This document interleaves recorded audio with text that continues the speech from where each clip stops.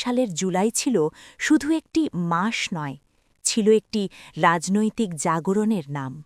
সেই সময় মানুষ রাস্তায় নেমেছিল, ভয় ভেঙেছিল, নীরবতা ভেঙেছিল এবং পরিবর্তনের দাবি তুলেছিল।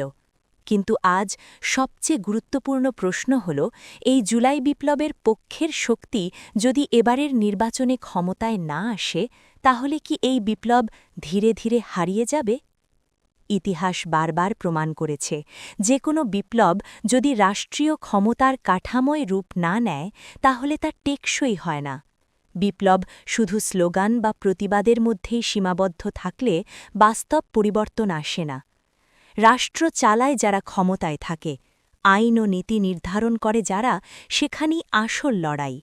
বিপ্লবের পক্ষের শক্তি ক্ষমতায় না এলে পুরনো ব্যবস্থাই নতুন মুখোশ পরে আবার টিকে যাবে।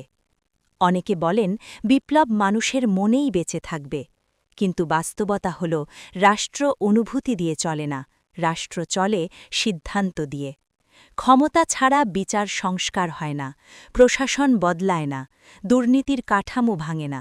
ফলে সময়ের সাথে সাথে বিপ্লব একটি স্মৃতি, একটি গল্প কিংবা সামাজিক যোগাযোগ মাধ্যমের পোস্টে সীমাবদ্ধ হয়ে পড়ে।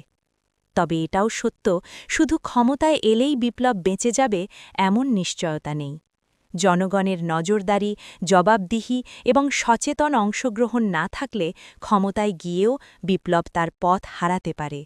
কিন্তু এটাও অস্বীকার করা যায় না যে ক্ষমতায় না এলে বিপ্লবের আদর্শ রাষ্ট্রে বাস্তবায়নের সুযোগই তৈরি হয় না। শেষ পর্যন্ত সিদ্ধান্ত জনগণের হাতেই। এবারের নির্বাচন শুধু একটি সরকার বেছে নেওয়ার প্রশ্ন নয়, এটি নির্ধারণ করবে ২০২৪-এর জুলাই বিপ্লব রাষ্ট্রের রূপ নেবে নাকি ইতিহাসের পাতায় একটি অধ্যায় হয়েই থেকে যাবে। এই ব্যালটে ঠিক করবে বিপ্লব বাঁচবে না শুধু স্মৃতি হয়ে থাকবে।